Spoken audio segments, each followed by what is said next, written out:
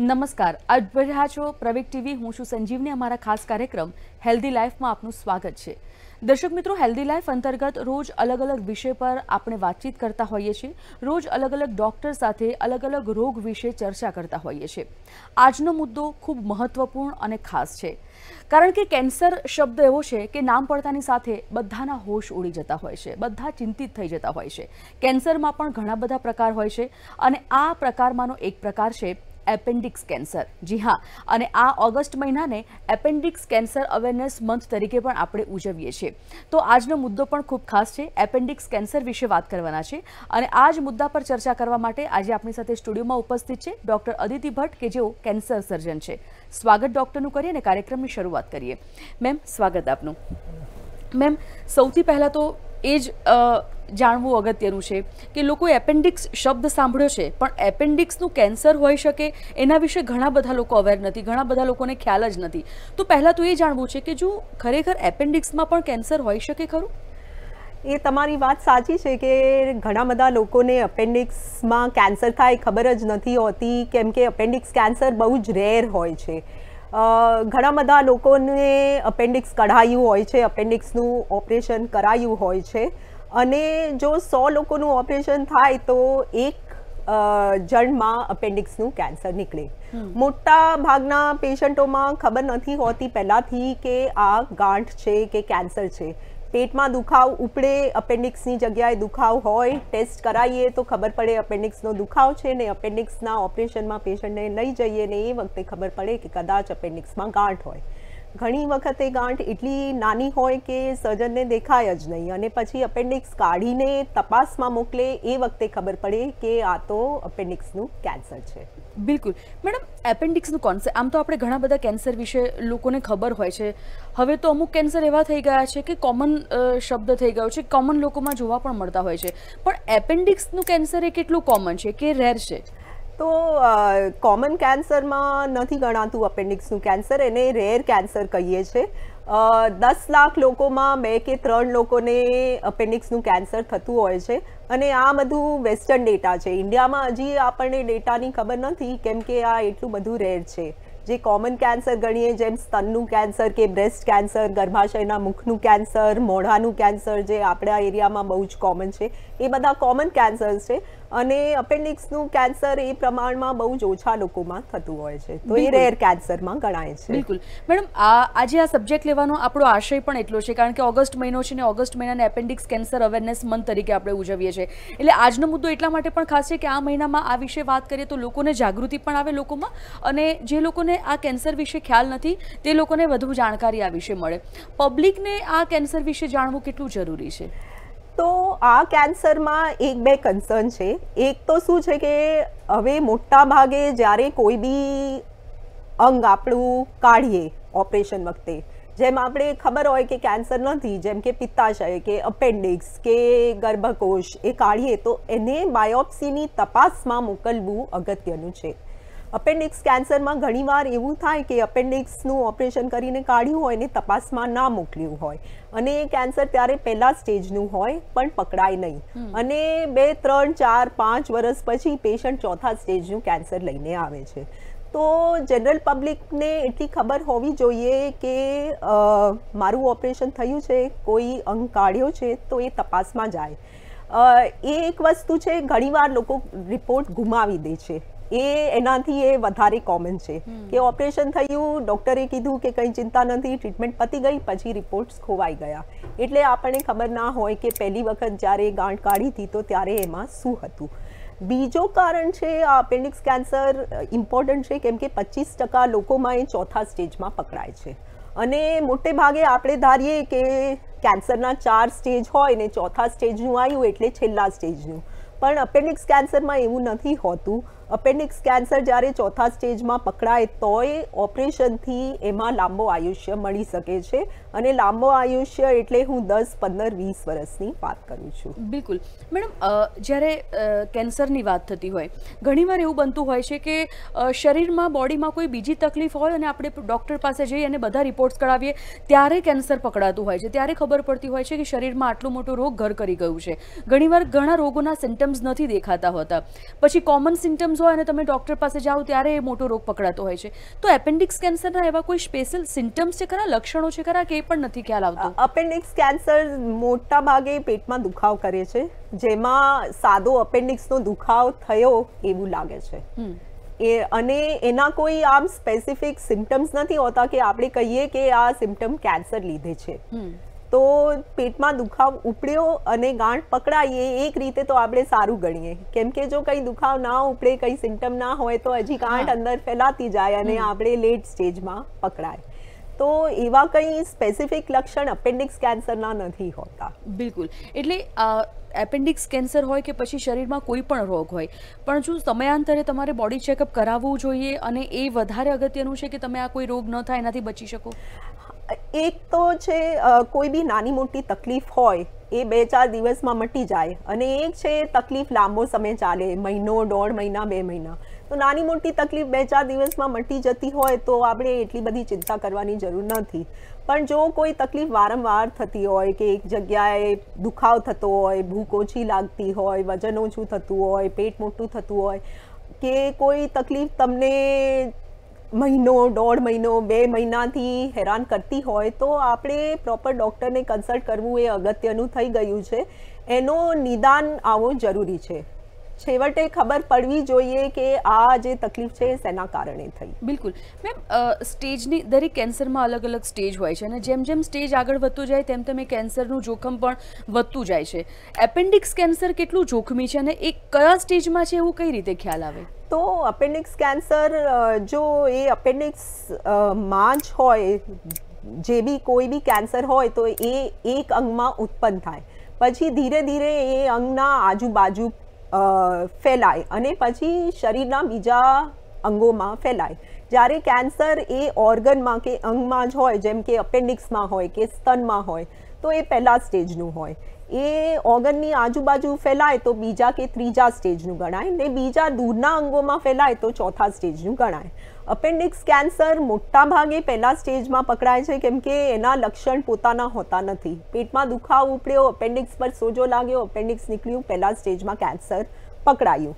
આ 75% પેશન્ટમાં આવું થતું હોય છે. 25% પેશન્ટમાં એવું હોય કે આ અપેન્ડિક્સનું કેન્સર પેટમાં જ ફૂટી જાય ને આખા પેટમાં ફેલાઈ જાય અને એ સ્ટેજે ચોથા સ્ટેજમાં પકડાતું હોય.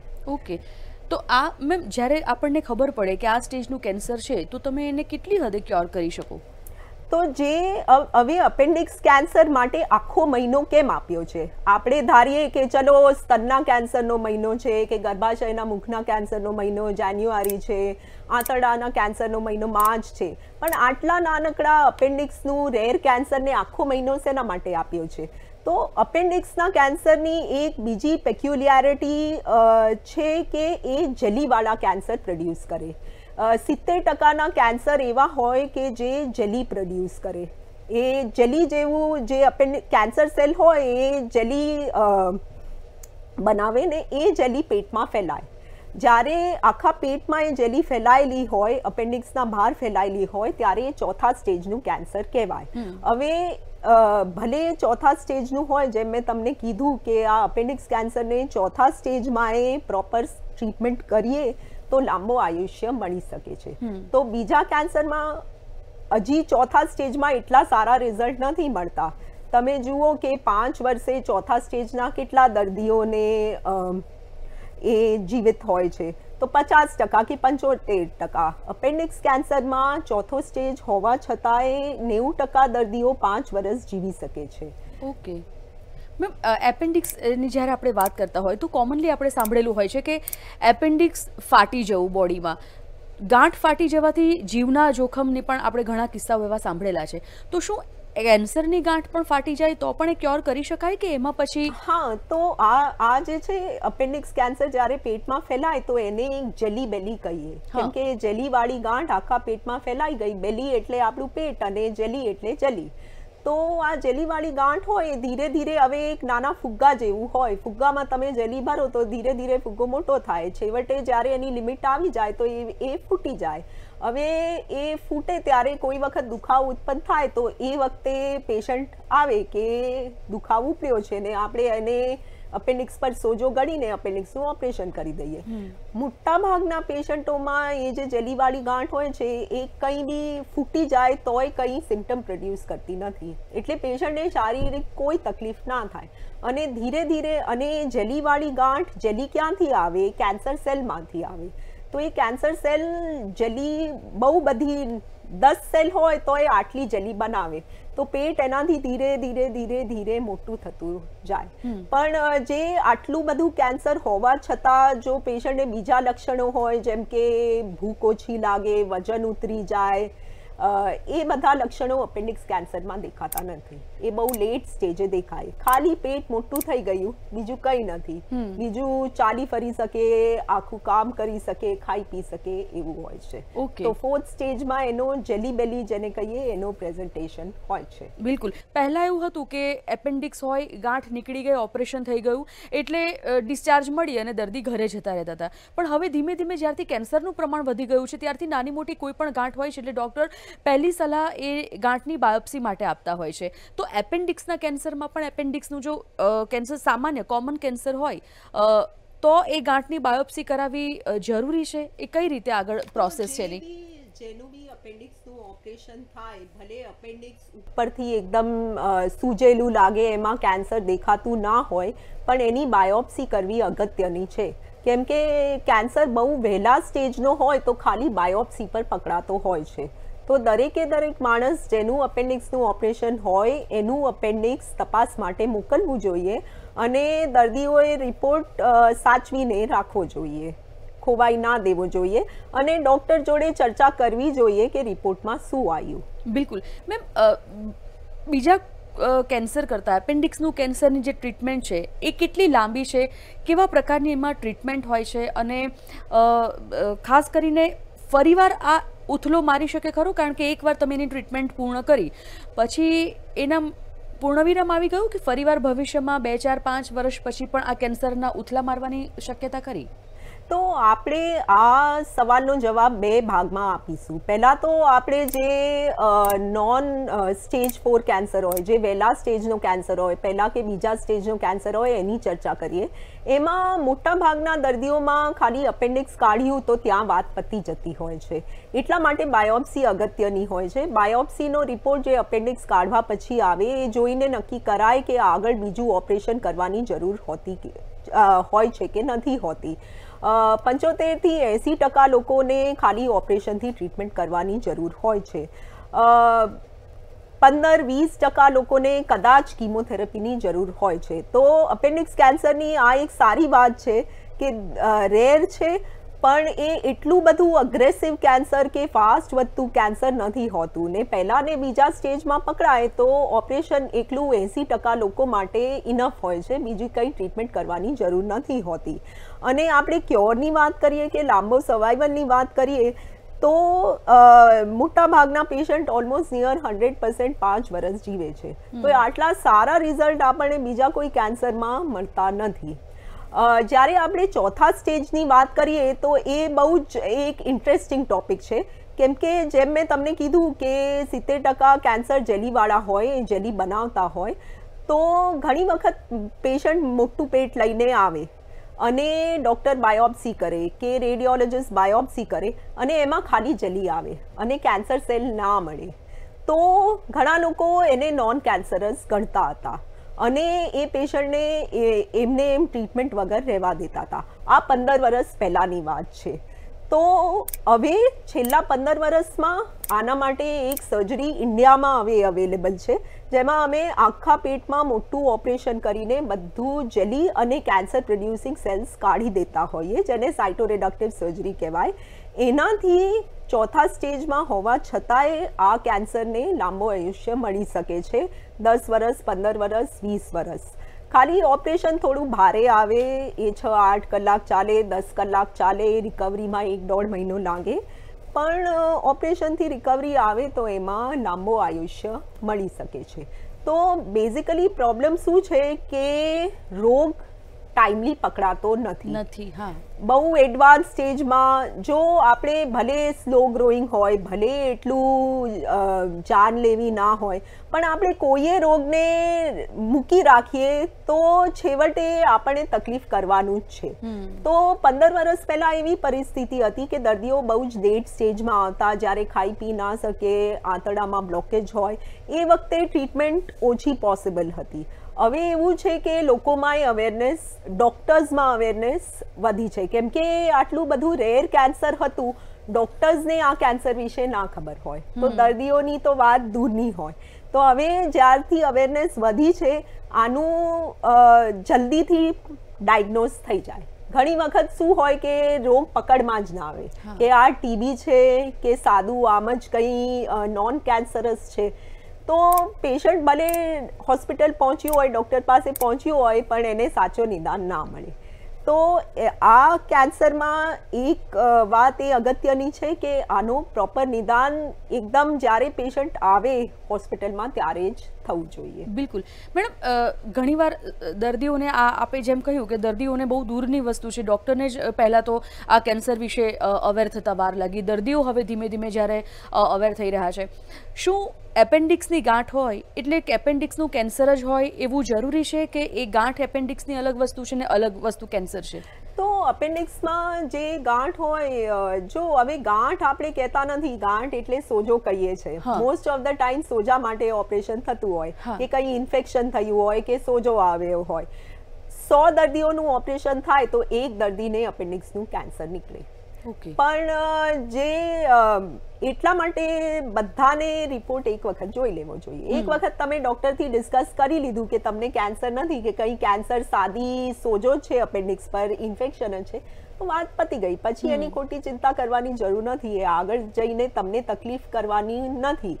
પણ હવે અપેન્ડિક્સ કાઢી દીધું, બાયોપ્સીમાં ગયું, કોઈએ બાયોપ્સીનો રિપોર્ટ જોયો નહીં, ધ્યાન ના આપ્યું, એ ના થવું જોઈએ. કેમ કે જો તમે એ 100માંથી એક દર્દી એ તમે છો, તો તમારું ટાઈમલી એનો નિદાન આવી જાય, એમાં તમારી લાઈફ આખી ચેન્જ થઈ જાય. એને એ વખત જો પ્રોપર ટ્રીટમેન્ટ થઈ જાય તો તમારે ઓલમોસ્ટ ક્યોર થઈ શકે છે આ બીમારી. બિલકુલ બિલકુલ મેડમ, તમે કહ્યું કે પહેલા 2 સ્ટેજ હોય એમાં ફક્ત ઓપરેશન કરાવવું પડે, કિમોની જરૂર પણ નથી રહેતી. એકવાર આ ઓપરેશન થઈ ગયા પછી શું લાઇફસ્ટાઈલમાં ધ્યાન રાખવું જોઈએ? મેં જેમ આગળ પૂછ્યું કે શું આ કેન્સર ફરી ઉથલો મારવાની સંભાવના ખરી, અને જો મારે તો એ કયા સમયમાં આ બધું સંભવ છે? તો પહેલા કે બીજા સ્ટેજમાં એટલું જે બી કોઈ બી કેન્સરના દર્દી હોય એમને જ્યારે ટ્રીટમેન્ટ પતે, તમારું કેટલું કયા સ્ટેજનું છે, કયું કેન્સર છે, શું ટ્રીટમેન્ટ કરવાની હોય, તો કેન્સર ટ્રીટમેન્ટ એમ 2 મહિનાથી 6 મહિના, કોઈને 9 મહિના ચાલતી હોય. જ્યારે કેન્સર ટ્રીટમેન્ટ પતી જાય એ પછી ડૉક્ટર તમને સલાહ આપે કે તમે 3 મહિને કે 6 મહિને તમે ફોલોઅપ માટે આવો. એટલે એમાં કેન્સર ઉછળો મારે તો આપણે એ શારીરિક તકલીફ કરે એનો વેટ નથી કરવાનો. એ જે રૂટીન ચેકઅપ જેને કહેવાય, સર્વેલન્સ કહેવાય, એ જ એક કરવું અગત્યનું છે. તમને કીધું 3 મહિને આવો એટલે 3 મહિને પહોંચી જવાનું, 6 મહિને આવો તો 6 મહિને પહોંચી જવાનું, અને વચ્ચેના 3 થી 6 મહિના ભૂલી જવાનું કેન્સર વિશે. તો એ એક મેઇન સૂચના છે. ઘણીવાર શું હોય, ટ્રીટમેન્ટથી પેશન્ટ થાકી ગયા હોય, હોસ્પિટલના ધક્કા ખાઈને, અને કે એમને સગવડ ના હોય, તો એ રૂટીન ચેકઅપ માટે નથી આવતા, અને એમાં જો કદાચ રોગ ફરી આવ્યો હોય તો આપણે એના વહેલા સ્ટેજે એને પકડી લઈએ ને એની પ્રોપર ટ્રીટમેન્ટ કરી શકીએ. પહેલા કે બીજા સ્ટેજમાં અપેન્ડિક્સ, જેમ બીજા કેન્સરોમાં અમે 3 મહિને દર્દીને બોલાવીએ છીએ, અપેન્ડિક્સ કેન્સરમાં અમે 6 મહિને બોલાવીએ છીએ, કેમ કે એટલું ધીરે વધતું છે કે એમાં 3 મહિને તપાસ કરવાની જરૂર નથી હોતી. જે ચોથા સ્ટેજમાં પકડાયું હોય, એનું મોટું ઓપરેશન થયું હોય, એમને અમે 6 મહિને બોલાવીએ છીએ. ઓકે મેડમ, અત્યારે આપણે વાત કરી કે એપેન્ડિક્સનું ઓપરેશન ઘણીવાર ચોથા સ્ટેજ પર હોય ત્યારે ખ્યાલ આવતો હોય છે. લક્ષણો એટલા બધા કંઈ ખાસ નથી હોતા, દુખાવો થાય અને બતાવવા જાઓ અને આ બધી વસ્તુઓ બહાર આવે અલગ વસ્તુ છે. પણ જે તે સમયમાં જ્યારે ગાંઠ ફાટી જવા કેન્સરની ગાંઠ ફાટી જવા જેવી જો નોબત આવે એવો કોઈ સમય આવે તો આ કેન્સરના જર્મ્સ બોડીના અન્ય ઓર્ગન્સને લાગતા હોય છે, એની સાઇડ ઇફેક્ટ થતી હોય છે? એ બહુ સારો ક્વેશ્ચન છે. આ જે કેન્સર હોય એ પેટના અંદરના ભાગમાં જ રહે છે. તો જેમ આપણી ઉપરની સ્કિન હોય જેને આપણે ચામડી કહીએ, એવી રીતે આપણા પેટના અંદર એક અંદરની સ્કિન હોય જેને પેરેટોનિયમ કહીએ. તો હવે આપણા પેટમાં હોજરી હોય, નાનો આંતરડો હોય, મોટો આંતરડો હોય, લીવર હોય, કરોડરજ્જુ હોય, યુટ્રસ હોય, ઓવરીઝ હોય, આ બધા અંગોના આજુબાજુ આ પેરેટોનિયમ હોય છે. અને અપેન્ડિક્સનું આ જે કેન્સર છે એ પેરેટોનિયમમાં જાય છે. એ બીજા અંગોમાં ફેલાવાની શક્યતા એની બહુ જ ઓછી હોય છે. એના જ આ કારણે જ આપણે એનું ઓપરેશન કરીએ અને આખું કેન્સર કાઢી દઈએ પેટમાંથી તો લાંબો આયુષ્ય મળે, કેમ કે ફેલાયેલું હોવા છતાંય એ લંગ્સમાં નથી જતું, ફેફસામાં નથી જતું, લીવરમાં નથી જતું, હાડકામાં નથી જતું, બ્રેનમાં નથી જતું. રાઈટ. કેન્સરનું ઓપરેશન 6 થી 8 કલાક 10 કલાક સુધી ચાલતું હોય છે. તો દર્દીઓ શું આ ઓપરેશન સહન કરી શકે છે? આ ઓપરેશન પછી ખાસ કોઈ ધ્યાન રાખવા જેવી બાબત દર્દીઓએ ખરી, અને આ ઓપરેશનની કોઈ સાઇડ ઇફેક્ટ ખરી પાછળથી? તો આજકાલ શું છે કે આવા મોટા ઓપરેશન હોય તો એમાં એક વસ્તુ કરીએ જેને કહીએ પ્રીહેબિલિટેશન. રીહેબિલિટેશન તમે સાંભળ્યું હશે કે તમારું કંઈ ઓપરેશન થયું હોય, સ્પેશિયલી તમારે કંઈ ફ્રેક્ચર કે એવું બધું, તો દર્દીને એક્સરસાઇઝ કરાવીને ટ્રેનિંગ કરીને પોતાની લાઈફમાં નોર્મલ લાઈફમાં પહોંચાડે. એવી રીતે પ્રીહેબિલિટેશન હોય કે મોટા ઓપરેશનને સહન કરવાની ક્ષમતા દર્દીમાં ડેવલપ કરીએ. તો અમે જે તરત ને તરત આજે દર્દી આવ્યું 4થા સ્ટેજનું કેન્સર લઈને તો કાલને કાલ ઓપરેશન નથી કરતા. એને 1-2 અઠવાડિયા 3 અઠવાડિયા અમે પ્રિપેર કરીએ ઓપરેશન માટે. એમાં દર્દીને કસરત કરવાનું કહીએ, સારું ખાવા પીવાનું કહીએ, થોડા બ્રીધિંગ એક્સરસાઇઝ કરાવીએ. આ બધા પ્રિકોશન લેવાથી આજકાલ ઓપરેશન મોટા લાંબા ચાલનાર ઓપરેશનની એ સાઇડ ઇફેક્ટ ઘણી બધી ઘટી ગઈ છે. 99% પેશન્ટને કોઈ સાઇડ ઇફેક્ટ થાય, કોઈ ચેપ લાગે કે કંઈ લીકેજ થાય કે આંતરડા ફેફસામાં કોઈ તકલીફ થાય તો રિકવરી આવી જતી હોય છે. તો હોલ ગોલ ઇઝ કે આપણે કોમ્પ્લિકેટેડ સર્જરી કરીએ પણ એને એવી રીતે કરીએ કે સાઇડ ઇફેક્ટ ઓછામાં ઓછી રહે. અને એના પછી જેમ મેં પહેલાં કીધું કે દર્દીઓને ફોલોઅપમાં થોડું સ્ટ્રિક્ટલી આવવું જોઈએ. અને અમે સલાહ આપીએ છીએ કે તમને કંઈ બી નાની મોટી તકલીફ થાય ઓપરેશન પછી 2-3 મહિના તો અમારા પાસે તરત ને તરત તમે રિપોર્ટ કરો, જાતે આપોઆપ એની ટ્રીટમેન્ટ કરવાની કોશિશ ના કરો. બિલકુલ મેડમ, જે રીતે અત્યારે આપણે શરૂઆતમાં જ વાત કરી અને આ આખો જે મહિનો છે એને આ કેન્સર એપેન્ડિક્સના કેન્સર અવેરનેસ મંથ તરીકે જ્યારે ઉજવીએ છીએ, એટલે આ વિષય પર તમારો ખાસ કોઈ સંદેશ અમારા પ્રવેગ ટીવીના દર્શકો મિત્રો માટે? બીજું, કેન્સર માટે એવું કહેવાય છે, કેન્સર માટે નહીં કોઈ પણ રોગ માટે, પણ ખાસ કેન્સરના દર્દીઓ માટે એવું કહેવાય છે કે તમે જ્યારે આટલા મોટા રોગ સામે લડતા હોય, ફાઇટ કરતા હોય તો તમારું વિલ પાવર ખૂબ સ્ટ્રોંગ હોવો જોઈએ. તમે પોઝિટિવિટી જેટલી હશો એટલું તમારું જે રિકવરી રેટ છે એમાં તમે વધારે સારા એવું પરફોર્મન્સ આપતા જશો. તો શું એ ખરેખર સાચી વાત છે કે વિલ પાવર, મક્કમ મનોબળ હોય તો તમે કોઈ પણ રોગને હરાવી શકો છો? ટુ અ ગ્રેટ એક્સટેન્ટ એ સાચી વાત છે ને હું એ માનું છું, કેમ કે અમે જોઈએ છે કે જે દર્દીઓ બહુ ટેન્શન કરતા હોઈએ છે એમને કંઈ ને કંઈ સાઇડ ઇફેક્ટ થતી હોય છે. જે દર્દીઓ થોડા બિંદાસ હોય, થોડા પોઝિટિવ હોય, એ જલ્દી રોગમાંથી નીકળી જાય છે. હવે કેન્સર શું છે કે એટલું બધું કોમન થઈ ગયું છે કે આપણા લાઈફસ્ટાઈલનો પાર્ટ થઈ ગયો છે. દરેકના ઘરમાં કે ફ્રેન્ડ સર્કલમાં કે પાડોશમાં કોઈ ને કોઈ કેન્સરનું દર્દી હોય છે. એટલે ફર્સ્ટ મેસેજ એ છે કે તમે કેન્સર શબ્દ સાંભળો તો બીવાની કંઈ જરૂર નથી. કેન્સરના બહુ બધા નવા ટ્રીટમેન્ટ આવી ગયા છે. એનાથી તમે લાંબુ જીવન જીવી શકો છો, તમારી નોર્મલ લાઈફસ્ટાઈલ ફોલો કરી શકો છો અને લાઈફમાં જે તમારે કરવું છે, જે તમારા ગોલ્સ છે એ બધું કેન્સર જોડે તમે અચીવ કરી શકો છો. અને અપેન્ડિક્સ કેન્સર વિશે સ્પેસિફિક આપણે વાત કરીએ તો જેમ મેં આગળ કીધું છે કે તમારું અપેન્ડિક્સનું ઓપરેશન થાય તો ખાસ એ બાયોપ્સીનો રિપોર્ટ જોવાનો, ડૉક્ટરથી ચર્ચા કરવાની અને એમાં કોઈ જાતની ગાંઠ કે કેન્સર હોય કે ટ્યુમર હોય તો એનો નિદાન લાવવાનો અને જરૂર પડે તો કેન્સર સ્પેશિયલિસ્ટને તમે કન્સલ્ટ કરો, કેમ કે પહેલાં કે બીજા સ્ટેજમાં જો કેન્સર હોય તો એ પૂરેપૂરી રીતે મટી શકે છે. જો અપેન્ડિક્સ કેન્સર ચોથા સ્ટેજમાં તમને પકડાયું, જેને સુડોમિક્ઝોમા પેરિટોનિયા કે જેલી બેલી કહેવાય, તો એ તમારે એટલું કંઈ ગભરાવાની જરૂર નથી.